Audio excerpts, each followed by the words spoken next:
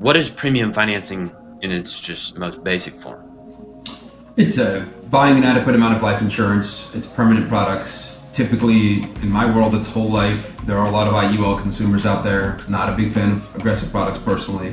We do them in when necessary for very, very large cases where there is no more insurance available. So an insurance policy in the first year is very low, well, especially a whole life with no bells and whistles, a short pay. It'll have some cash value. It will not have dollar for dollar. And so over the first few years, that policy will be at a deficit. Your collateral will be rising. And as it hits the peak, the break even, your collateral will start decreasing. So 4 years in, 5 years in, 7 years in, you put 7 million in, your policy has 7 million in cash, your collateral is gone. That curve, the peak on it is usually 3 or 4 where you have the biggest spread against you. And by 7 to 8, maybe 9 at the latest, depending on age and health, it'll go away. What we see these days on a healthy 40, 50-year-old, it's gone by 7 to 8 years, the absolute latest. I think when you get to the top of the top and you're the cream of the crop and most people are coming to you, you should also look for avenues of people. And that should not necessarily just be in our business, because maybe you've learned enough to stay in your lane. But think about, I'm not running a practice anymore, I'm running a business. So most of my mentoring and coaching that I receive comes around running a better business.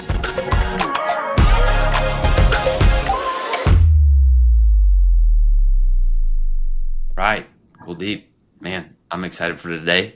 Another conversations with a Titan on my board of Titans, and you're the man for the big cases, for the big planning. So I'm excited to talk with you today. Glad you're here. Thank you for having me. Glad I'm here as well. Yeah. Well, why don't we jump into who is Kuldeep? How'd you get here? What's your story? I love your story, by the way. You have an incredible story. We've hung out in Fort Lauderdale and middle of nowhere, Missouri. And I always love hearing your story. So tell us a little bit about you and how you got here. So my story is literally I met a guy on a train. So I went to college for my major was officially called Media Culture and Communication. That was one of those ad men from Mad Men. That didn't really work out very well.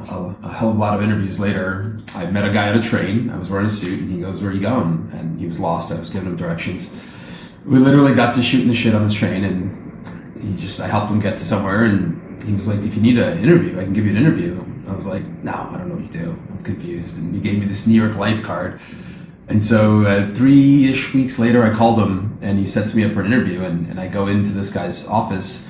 It's not with him, it turns out. It's with somebody else, and nobody told this guy I was getting interviewed that day. So I wait around for about 3.5 hours, and they stick me in with this junior advisor, and she's got an office so tiny. She's like a junior manager, I guess, senior advisor or something like that. So in this little office, we've got 2 different desks, and for the other guy to come through, I got to get up and move my seat every time. And this is 45 minutes of what I would call the worst interview I've ever been in, where I can't hear a word she's saying. I'm just lost. I'm like, this doesn't make sense. Then I meet the guy who then becomes my boss soon after. And he goes to this whole marketing spiel of what I'm going to be doing and how I'm going to be getting clients. I'm like, I'm just so lost. What do we sell? And he says, life insurance. And I was like, what the hell is that? I've never heard of this thing. I'm 21 years old. I don't know what life insurance is. I'm not supposed to know what it is. Yeah, we have a great conversation, and I'm just like, I don't think this is for me. I don't understand what we're talking about. I've never been more confused in my life. But I do have one question. And he goes, what? I said, what do you make? You've got the nice corner office. You got a nice suit on, a cool title. You're a senior partner. And he goes, you got stones, kid. You can't ask me that. And I was like, well, I'm not taking the job, so what do I have to lose? So he thinks about it, and he pulls out a piece of paper from a drawer and looks at it and slides it over like we're in a movie. And I pick it up, and he goes, 460,000. Might have been 430, whatever the number was. And he goes, 2 weeks. And I'm like, yes, sir. Where do I sign? When do I start? How do I get your office? I'm like, okay, let's do that. He was lying. That was his big year-end bonus. But I got started in the business. I fumbled around for the first 4 years. I did okay, never great. They told me you had to do 50 lives to survive in this business. So I did 50.1. Just the minimum standard. Just did it in my first year. And I fumbled around for a few years, and fourth year I quit, and they talked me into becoming a trainer. They had me sign my contract in the New York Life home office and in a coat closet, and I was a little hungover that day because I didn't read the contract. And I get a call a few weeks later saying, "Hey, we're going to come pack your stuff." And I'm like, "Pack my stuff? What are we talking about?" And they were like, "Yeah, you're moving to Oklahoma, Oklahoma City." And I said, "Where's that?" I had no idea. So I made it 10 months before I got fired. The only way to get out of that job was to get fired. You couldn't quit. And I came over to Mass and decided I wanted to work on big, interesting things. Really became more hyper focused. And for me, things just really started taking off when I got focused and I started practicing and doing the things I'd been teaching for almost a full year. And life got a lot better. Yeah, absolutely. So, what is that new thing that you're now, I would say, one of the experts in, one of the best in the industry in? What is that thing? So that thing is the concept of premium financing. When people ask me what do, I say I solve big tax problems. To me, that encompasses income tax, cap gains, estate taxes. Obviously, our forte is on the estate tax side, but estate taxes can only be solved in a couple of ways, and one of them is insurance. So my key conversations with clients are around all the planning that is necessary and really mandatory, in my viewpoint, and how that planning allows you to buy a lot less insurance, because insurance is kind of a dirty word in this country. Nobody gets excited. Nobody woke up this morning wanted to pay their car insurance or their homeowner's insurance or wanted to buy life insurance. But if you reclassify it and think of it like an asset class, an asset that, book behind you gives you permission to spend, you think about how people acquire assets in this country, and it's usually with leverage, right? They get some kind of financing on it. So my role is applying the financing to the insurance products to create really very grandiose problems, like solutions to large problems for people of wealth. Right. And before we get into kind of the function of premium finance, when you look at this, you talked about the fact that you saw big problems. What's the ideal client that this works for, and who's the ideal client for you? Well, so the minimum standard, I think, is the most interesting, relevant point because my ideal client moves up every single year at this point. I think for planning of this level of robustness, and there is risks involved, right? So you should really target clients that have net worths of 10 million and above. Typically, they're business owners, and a business is a large part of that. There's definitely a lot of attorneys and doctors in this mix. Professionals of all kind, and then they're typically making in a household $1 million or more. Due to the components, there's with leverage, there's typically collateral. They need to have $1 million liquid. So I call it the 10-1-1 rule. And if you don't have a million liquid, this is square peg round hole. Like we shouldn't be doing this to a client worth $3-4 million. Like it's too much for them to. Those clients aren't buying $3 million houses. Why are they buying $1 million premiums? So the other thing I think is the belief in life insurance. They need to already own and understand to some degree the value of an insurance product. And the reason I say that is I equate a lot of what we do to like building a real estate empire, right? Nobody starts with a high rise in Midtown Manhattan. They start with a single family, maybe a condo, right? Small. And then they add on a layer. They do some multifamily work and they do a mid rise, a high rise, and they finally work their way to a true skyscraper. I'm doing skyscraper level planning. Should I be doing it with entry level clients? No, right? Not at all. My ideal client, I mean, if we look at and I did a kind of an internal study on the cases and the clientele that I worked on last year, the average net worth is around $75 million. This year, I think it's already up to about 140. So the incomes are larger, the problems are larger, the families are more complex. And that ties us back into the planning side of things where that's where it gets me excited. You have to go figure out a new solution, something creative, because there's no cookie cutter to my world. But in that 10-1-1 range, it's pretty consistent, the sizing, the scoping. Like I can predict what the case will look like based off a basic demographic at this point. But at 150 million, I actually have to think about it, which is nice.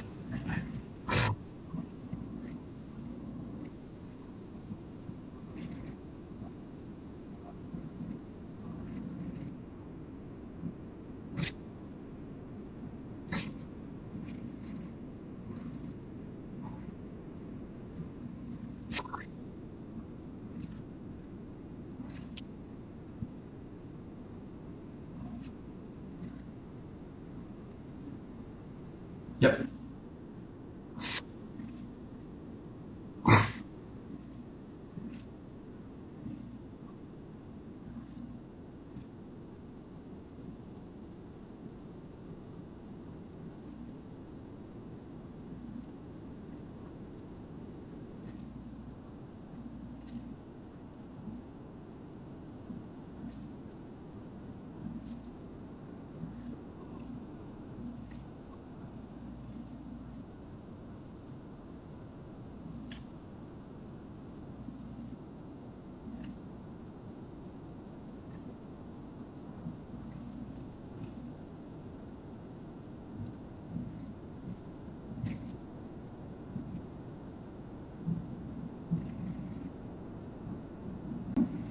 Yeah, so I'm going to actually comment on what you said first, right? On that lower echelon, it's they want to protect the people around themselves. And in that upper echelon, they want to protect the wealth.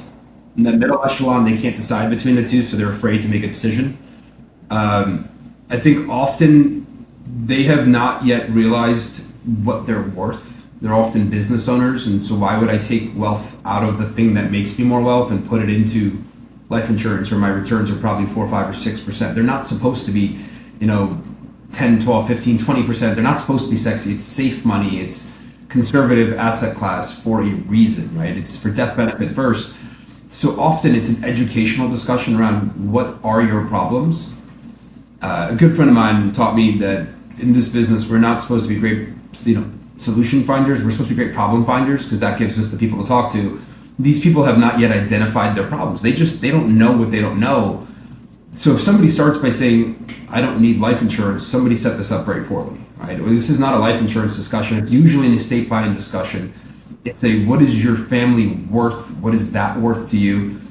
I start almost every single meeting at this point with my two favorite questions. And really, it's about that thing I said earlier at the bottom of the echelon and the top. It's about the people and the wealth.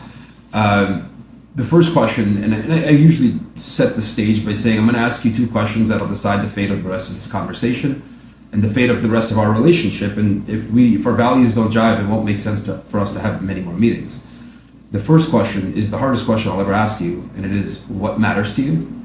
And you will always find people talk about people, right? They talk about their business, they talk about the people within it, but it's not the business itself. It's what it can create for them, what it creates for everybody around them. It's usually their faith, their community. It's the same things people care about. There's not a lot more out there to care about at this point.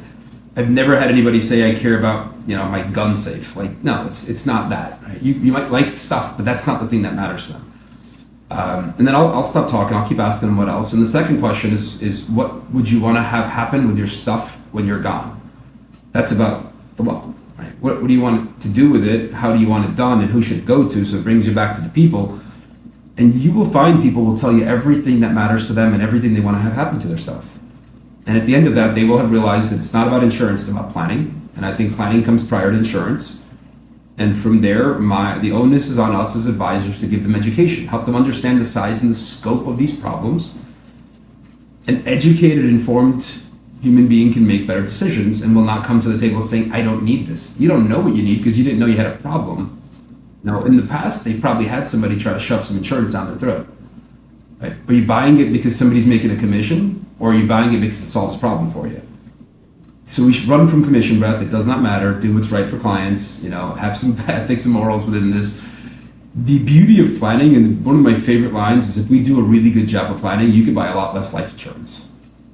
And then they want to buy more life insurance, is the irony. But the planning is the hard work of all of our business, and the education. When you bring that back in and do the planning with the client, there's not a lot of no's. Yep, I would agree with that statement. Extremely agree with that statement. So now that we've kind of addressed the problems, now that we've kind of addressed, what it is that you do, let's get into the actual function of premium financing. So before we get too deep, what is premium financing in its just most basic form? It's buying an adequate amount of life insurance. It's permanent products. Typically, in my world, it's whole life. There are a lot of IUL consumers out there. Not a big fan of aggressive products personally. We do them when necessary for very, very large cases where there is no more insurance available. So imagine somebody needs to buy $100 million of life insurance. That is they have a $300 million estate. It's going to cost them $10 million a year. And while they can afford to write that check, there's just no logical reason for them to, because their money is invested heavily in making 10, 12, 15, 20%. And so premium financing is going out to a lender to get them to pay those premiums for you. You're going to cash flow interest. Often lenders will let you skip it. That's usually not a good thing. It means you're going to create more collateral, you're adding leverage on leverage. So you don't want to get too wild with this. You want to control the circumstances and your facts. On the exit of this, these are typically shorter pay policies. So let's say 10 years, it's $1 million premium. At the end of 10 years, you owe the bank $10 million. The perfect client's that business owner. He sells his business in year 11. He gets a check for $20 million. Normally, he would put that into a brokerage account at a 50-50 allocation. My suggestion would be pay off the loan with 10, put 10 into equities, You've already got your bond bucket here inside the life insurance. You've got your equity bucket here. This bucket gives you the ability to do anything you want. It's freedom, it's flexibility. You can take more risk here because it's guaranteed to go up. We just don't know at what rate, but it will go up every single year. Now, there's also other formats and functions where you can exit with other estate planning assets inside of trust that you've already built up. Typically, these are large policies. You don't want to own them in the estate unless there's been larger planning around asset swapping. But there's also the world of just pay the loan off out of the policy, the trust, or the exit of something, or what is reality, a combination of all of those three, or you can change your mind as you go. But premium financing allows somebody to make that acquisition without having to spend all the money. I equate it heavily to how people buy assets in this country. You want to buy a house, you're typically going out and getting a mortgage. You want to go get a car, you're not going to the dealership with a bag of cash, right? You're going with, some kind of a down payment, but then you're getting dealer financing. You're driving that car with a loan to that house with a loan. You stop for gas along the way. What do you pull out? Your debit card or your credit card? It's your credit card. It's ultra short-term financing. So my belief, if your assets are invested, you should be financing the insurance, not paying for it. However, if you're sitting on $20 million of cash, you should just pay your premiums. You should not do anything I've said so far. And if you need the insurance, there's a more efficient way, and that return will be higher just by buying it. All right. So there's when I look at the premium financing world, there's three basic parts of it, which is the financing, the collateral, and then the actual policy, right? So when you talk about the collateral, can it just be anything, or what? When we're looking at the collateral, what are pieces of collateral that you typically use, or what are allowed to be used? You will see most people use cash. I think that's a terrible idea. It's a losing asset long term to inflation. It's a bad idea. Securities is probably the second most common, probably now closer to the most common. We're a big believer in that, building out a securities portfolio. Be on the conservative side, you can use growth from that to service the financing, pay the interest, and to cover collateral. Often you'll see people use letters of credit. Those are high risk issues that you're going to face, where if somebody doesn't renew it and you don't have liquidity, you have a very short window to get this fixed. You'll see a lot of advisors promise that you can use real estate. I've gotten it approved, and I've pulled the ripcord myself and backed out, because if they can't come up with liquidity, they're just not going to. If you think of a real estate developer and where this usually goes, like, it's always been pigeonholed into the guy that has no liquidity. Well, when they're buying a new building or they're building a new anything, they find the money, right? This is just another asset class. My friend Phil Bodine says if you treat this one like a real estate asset, it's the only real estate that it's like a real estate asset, except it doesn't have the three T's, no taxes, no tenants, and no toilets. And I like that. I like that a lot. So if you can get them to realize what the right thing is, they will come up with the cash that we can eventually get to securities. Right. Phil's the man. I like Phil a lot. He's a good guy. So when we look at the financing option, because you mentioned earlier, hey, this might be a short pay policy, so you're only paying it for 10 years. Are you getting one loan for 10 years? Or are you getting 10 loans at 1 year? How does the actual financing piece of this work? It's more similar to a commercial mortgage, unlike commercial property, than anything else. So it comes in tranches, 3, 5, 7, 10. There's 15-year notes. The shorter the note, the lower the rate. Renewing these notes is not overly difficult unless you've had bankruptcy, like complete and total bankruptcy. Most lenders are going to renew it. The policy provides enough collateral that there's very little true at risk for the client or the bank.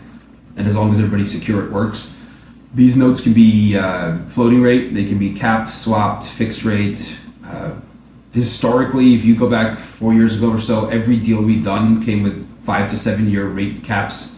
We figured out that we could get the bank to price out a cap, we would pay for it, have the client write the check, or roll it into the financing. It didn't really matter. And most of our book of business is capped at 2.5%, still has 2 to 3 years to go. So, right, these clients have had massive internal arbitrage, even though we don't sell on that, but we were able to create scenarios where that exists. Today, they're all floating rate, 3 to 5 years. We just don't want to renew that note every single year. But these clients are buying in a higher rate environment, so they understand these things. If they're not investing their money, don't do this. We never have arbitrage again, and I need them to understand that. So when we're looking at the note, I never want to have a 1 year note where I have to do this again every year. That's not fun for a client. It's not fun for my team. We are looking at a point where we can tranche up a bunch of business and try to get better, pricing on it, and go get rate caps as rates start to come down a little bit and the markets normalize. These types of notes often come with a lot of fees and penalties of paying early or getting out or refinancing. I think that's crazy. So most people chase rates. I chase terms. I want to be able to walk away and do anything I want. I'd rather the client pay an extra 20, 30 bips so they have the absolute utmost freedom and flexibility, because that's where people screwed up and the clients are stuck at a bad note for another 3 years. That's just bad. You did a bad deal for your client. Yep. I would always much rather chase the terms than the rate, because Yep. you're basically the one in control, Yes. right? So you did mention one little piece in there about refinancing. That's something that comes up a lot because we're talking about real estate and life insurance and loans. Is there an option to where you can refinance these loans, or are they pretty much set? Yeah, so naturally, if you have a 5 year note at the 5 year mark, or prior to the 5 year mark, you're going to refinance the entire note, pick up a new tranche, whatever number of years makes sense. You could always go in early, especially if you have no penalties, and do that early. It's just an updated financials. Like, we're not underwriting the loan for the client. We're facilitating by doing the administrative work and getting it to the lenders, bringing them back the term sheets and helping them read them. So when we find the opportunity to get in and do a quick early refinance, we tell the client, we think this might make sense. Let's go to the bank and see what they say. I like that. It's awesome. So now that we've kind of covered the first two pieces, what about the policy? So you said something pretty unique that when you're in the premium financing world and you say whole life, everybody's kind of like, whoa, why would you ever do that? So in your eyes, why do you choose using whole life insurance instead of index universal life or variable universal life, all these other products? Well, variable is the easiest answer. You can't finance it. I love variable universal life. I think they're great products. I think there's a great space for them. There's a wonderful market. Anybody your or my age that's making $100, $200, $300,000, that's the primary product you probably want to be looking at when you're young and you're healthy. But if you're talking about estate planning and long-term planning, my viewpoint is you want the product that's going to work every single time and hard to screw up. You want the strong, big mutual carriers. You want to know that the work you did will work no matter what happens, right? In an indexed universal life product, and we've used them, we've sold them when necessary. A client needs $200 million of insurance, you're going to have to put some of that in there. But there's a lot of bells and whistles, and if the carrier can change the rules all the time and you don't understand the product and your client definitely doesn't understand the product, they're often sold, I find, because they look really pretty on paper. They end up delivering about the same result as a whole life, but the expectations are much higher. I'd rather just set reasonable expectations and say, my thing worked. I think, I look at people in similar worlds as I am, and my biggest claim to fame is we've never lapsed a policy, and it's because we use whole life. Nobody else can say that. It always works. These are 180-year-old carriers. They've never missed a dividend. We might be at the all-time low dividend, but it's coming. There's a guarantee built in, and guarantees really, really matter to me. If you get 20 years out and your deal didn't work and you're fully upside down, this is a problem from an estate planning perspective. Your entire planning went to shit. It's the same when you think trust planning, right? Most clients want to do the stuff that's tried and true, not the edge of their seat experimental planning that's coming out. And for most people, it makes sense. When you get to the big experimental client, that's that extra tranche of 20, 30 million of IUL that we'll throw on a $200 million deal. I get that. It's not normal. No. I'm with you. And just so I heard you correctly, like you say it works like every time, right? Yeah, I mean, I can't think of, think of Mass Mutual, Northwestern Mutual, New York Life, Guardian, Penn. Have they ever missed a dividend? Can't say that they have. Okay, so it may come down, but there's a minimum floor, and if we look at it conservatively, it's hard to screw it up. Yeah, very hard. And if anybody needed like a history lesson of those 180 years, that's like through the Civil War, through the Spanish flu, through COVID, the Great Depression, Great Recession, like all of it. And yet every single year they paid a dividend. So that I would say that says a lot about the strength of those policies and companies. Just think about that, right? I mean, through enough turmoil, they have never not delivered. Nobody can say that for a bank. You can't say that for any other financial institution, for any product in the world. This is the only thing that always works. That's right. Always. there's bad actors in everything. So when it doesn't work, it's because it was sold poorly, it was designed poorly, or most frequently it just wasn't serviced. Somebody got a big commission and ran off, and they went out of business, or they were a young advisor with no support. Hmm. It's where the joint work model comes in, right? You might have a great product, but if you don't service your clients, That's right. I was at a Forum 400 meeting, and I think it was Bobby Samuelson's dad that was speaking. And Bobby's dad said, I might be wrong on who said it, but I'm pretty sure it was Bobby's dad. He said, design conservatively and service aggressively. And I was like, well, we do that already. I like that model. I'm just going to make that a core value for us. Yeah. It works all day. Yeah. Bobby's a great dude. So is his dad. So before we go any further, just like a reminder, you're not blowing smoke here, right? Kuldeep, like you've done this a time or two? I did 1.5 billion of death benefit last year. We did about, I think 40 million of premium last year. So few. Yeah, just a few. And that wasn't one case. Like you've done multiple cases on this. Yes, we've done hundreds of these. This is the only thing we do. This is our primary lane. Everything else that we do, whether it's dabbling in AUM or doing some planning work around it, is to support this vertical. Yep. The times we do other things, it is truly to make sure that the premium finance is more buttoned up, to get the trust planning or help the clients with more cash flow by doing income tax planning. This is the thing we do most and the best in the world. I love it. That's awesome. So let's talk about, we've kind of addressed a lot of the pros to this and why this would be beneficial, how it works. What are some of the cons? What are the things that you need to be looking out for when you do this strategy? There's a lot of things, right? You have to have a level of wealth. I don't think a client needs to be sophisticated, but I like to tell them that if they can't explain it back, they can't have it. So they need to have a level of understanding. From a design perspective, what I see a lot of, and we were guilty of it in the 2.5% era. So people will just illustrate 2.5%, 3% for the life of the deal. Why did ours work out? Because we bought rate caps and we actually guaranteed 5, 6, 7, 8 years of 2.5%, and we're still in that. So sure, rates went up for everybody else, but ours were locked for a very long period of time.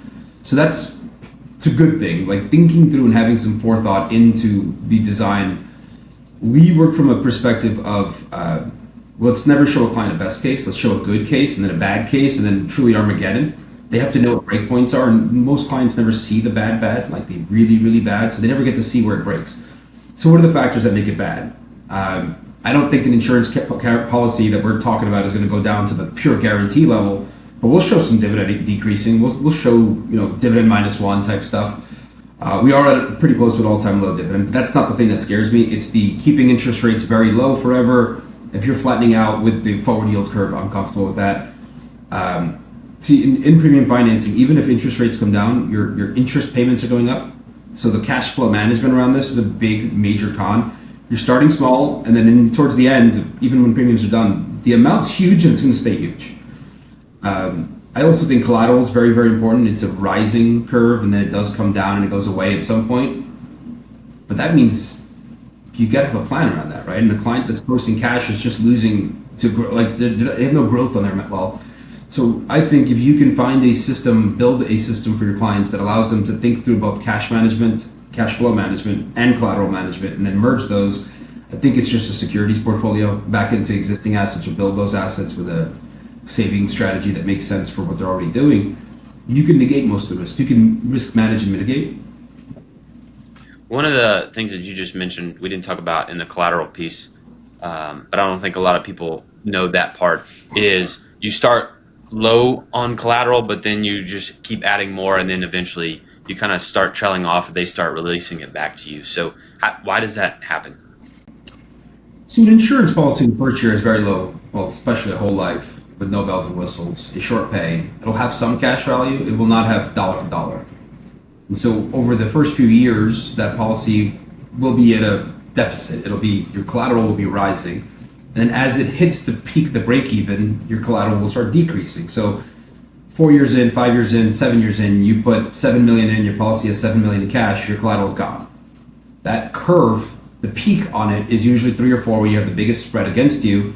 And by 7 to 8, maybe 9 at the latest, depending on age and health, it'll go away. What we see these days on a healthy 40, 50-year-old, it's gone by 7 to 8 years, the absolute latest. Now, product type, carrier type will define this. You know, an L95 from Guardian is very different than an L10 from Mass Mutual. But there's different use cases for these types of products, and product stacking is never a bad idea. Whether it's one carrier or multi-carrier, we're big fans of making sure that you're solving problems, not just trying to sell big insurance. Right, right. I'm with you. Are there one question I forgot to ask? Are there any age restrictions on this? We just did a very large case with a 72-year-old gentleman who was pretty close to uninsurable. His wife, she was 72 and fairly healthy. Multi-generational case. We've got insurance on the parents. We've got a lot of insurance on generation two. They're going to have multiple exits and we can make this work. But if you think you're going to have great collateral and cash value, like great cash value growth and collateral deficits going away, on a 72-year-old, that is not the case, right? There needs to be a strong exit strategy. That is not the policy. I don't think it should ever be death. So when you get to those ages, what you end up seeing often is you see people sell 70-year-olds and they have to die for this to work, and there's like 2 million of juice left. And I'm like, would you? If any one thing went upside down, this whole thing goes kaput. So I think the ideal age is 30 to 65-year-olds, and from there it's complicated, but it can be done. I like it. And I really appreciate your model of how you've done it. I've watched you present on the good, the bad, and the Armageddon, and just having those understandings of like, hey, if this just completely goes to the worst case, here's how we're going to handle it. I think that says a lot to the client and gives them just comfort throughout the whole thing. So before I move now back to who you are and some of the things about you, just remind us one more time, what is your ideal client in this? Why would somebody reach out to you or get in contact with you for this? Yeah, our ideal client is business owners making a couple $1,000,000 a year that have some liquidity. They have done a little bit of planning. They understand insurance. Their net worth is definitely over 10, but ideally, $30 to $50 million is a good starting point. People on a growth trajectory, not a 72-year-old that's spending their $30 million down, but a 45-year-old that's got a $22 million business, a house, some cash, and a 401k. That is a great person on an upswing. There's a lot of incredible opportunities to help these people with problems they have not yet identified. Right. Do you have a favorite case that you've done where you've created so much value, or one that you really like talking about? Yeah, I mean, the 72-year-old is a great example. We did 55 million of Mass Mutual Whole Life on the parents, 25 of Hancock, and 12 and a half, I think, at 12 at Penn. And then we stacked on $120 million of survivorship on Generation 2. This is a family worth $380 million that has done no planning. The first $100 million was made by selling an insurance brokerage that had a massive life insurance business.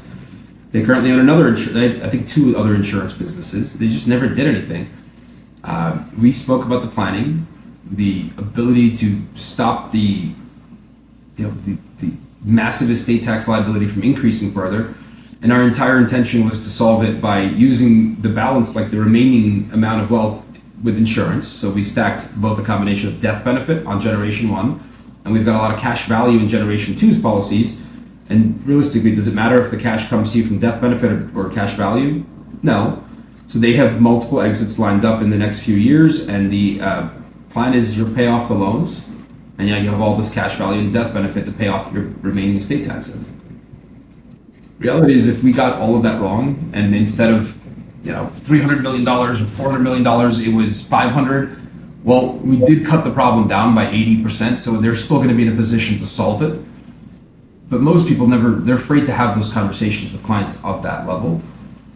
My other favorite clients are always the 40-year-olds with a business that nobody realized what's happening, and a buy-sell isn't there, and you're starting to talk to them about some foundational things and realize the level of wealth, and those are our bread and butter, right? We see that all the time. So favorite's a weird word because we have a very strict no asshole clause. I really like all my clients. Like, we have 2 clients we don't like. Those were early stage clients. The rules had not been built. We still service them. We still deal with them. The irony is, one of them went on a disability waiver claim. It was my first deal, tiny deal. So the carrier paid all his premiums for him after year 3. So that is the most successful case I've ever done because it's guaranteed to work since the carrier pays all the premiums. There you go. There you go. Would you find that a lot of these cases that come to you haven't done any planning? It's 70-30. 70% have done a limited to no planning. 30% have done planning, but they haven't, like, they've built vessels to put house stuff in, but they haven't actually put anything in. I was at a meeting with Vince Donna yesterday, and the gentleman has done incredible estate planning, like, work. He just hasn't put anything into it. And that's the irony. Vince is like, I spent years talking to him about this, and now he got more interested, right? And there is still a massive insurance need on a person of this level of wealth, but the planning was the primary discussion. I'm with you. All right, let's transition back to you. So you are, I would say, one of the best in the business at this. You're at the top of the game. Um, when you look at your own personal life, do you still have people pouring into you? Do you still have coaches and mentors, or are you at a point where you're like, hey, you know what? I'm good. I don't need any help. I'm just gonna put my head down and keep rolling. I learned very early on that I never want to be the smartest guy in a room because it means I'm in the wrong room. A lot of the names I've said, a lot of the people that I go to for help, for education, for training, for mentoring are people I've seeked out, is the difference. I think early in your career, they come to you and you just see them everywhere, and almost anybody could give you some mentoring. I call the Forbes list and say, "What do you do? I want to learn from you. I want to talk to you. Like, let me find the smartest people in the room." I'll go back to Vince Donna. Like, I read about him. I wanted to meet him. I didn't know anybody knew him because I was at a single carrier. I didn't know anything. So I read in his bio that he was a member of Forum 400. So I applied and they wouldn't let me in for 6 months. So I started calling board members to get myself into Forum 400. And I walk into my first meeting and he's in the very first seat. And I was like, I've made it. Now I told Vince what I do and he was like, please never speak to me again. But Vince is a lot nicer now. Now we talk every single day and he gives me the mentoring, the education, the training that I asked for. And we collaborate on a lot of things. There's a lot of those people out there. I think when you get to the top of the top and you're the cream of the crop and most people are coming to you, you should also look for avenues of people. And that should not necessarily just be in our business because maybe you've learned enough to stay in your lane. But think about, I'm not running a practice anymore. I'm running a business. So most of my mentoring and coaching that I receive comes around running a better business. We've gone from 8 people mid-year last year to I think we just hired number 18. There you go. You know how hard it is to manage an extra 10 people when you're not a natural born manager? That much. So hard. Yeah. So that's the stuff I think sometimes that's the stuff we forget. We need some mentoring in. I seek it out pretty actively. Right. Often you got to write a check for the time for that person. Oh yeah. Write the check. It's okay. And they're not small checks, are they? They are never small checks. Freaks me Yep. out the first time I wrote a check for $100,000 for somebody's time and learning. Yep. You know what? I got more out of that than Mm. probably anything else I've ever written a $100,000 check for. I would agree. I agree. I remember the first time I wrote somebody a check for one day, and it was 25K. All I had was 24 hours with this person, and I'm like, man, I don't know if this is going to be worth it, but I can tell you the results were tenfold of what we did. Right? Vince is an awesome dude. He's one of the best mentors out there.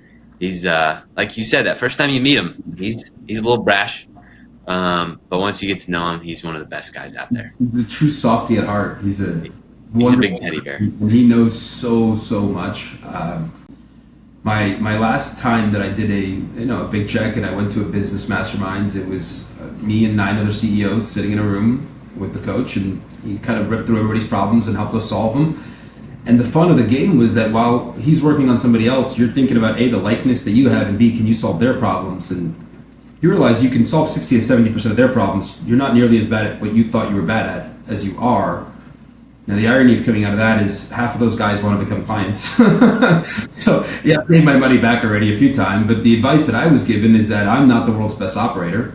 Right? I function in the sales seat, the marketing seat, the operations seat, the finance, the HR, the people, the every single seat, and I've hired a lot of that away now. And what I needed was a great operating partner. And so that was in January, and sometime next week or the week after, I'm officially going to announce who my new operator is, and he's a pretty big name in the business. So the golden nuggets are worth it. Good for you. That's awesome. So we just talked about coaches, having mentors, having people pouring into your life. We've also talked about the fact that You've mentioned Forum 400, some of these other mastermind groups that we've been a part of. How important is it to you to be in rooms, to be in groups of people that are your peers that you're constantly learning from?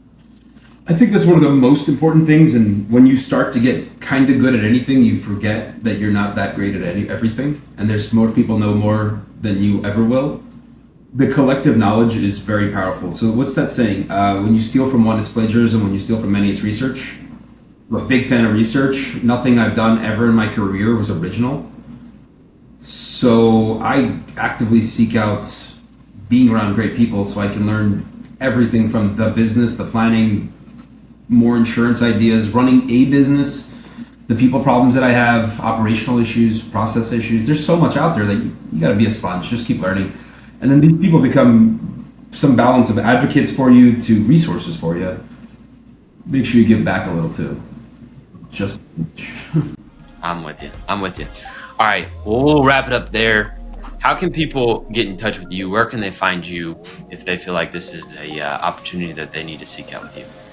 a couple of easy ways. You can always shoot my team an email, info@madanplus, MADANPLUS.com. You can go to our website, madanplus.com. If you know Brock personally and he really likes you, you can give me my cell phone number, but I'm no longer giving out my cell phone number to every single person. I'll give you everybody on my team that's willing to give theirs out, give you their numbers, but just start with an email. Shoot us an email, we'll connect. Happy to help. Well, Kuldeep, thanks, man. This is always fun. Look forward to seeing you at the next event.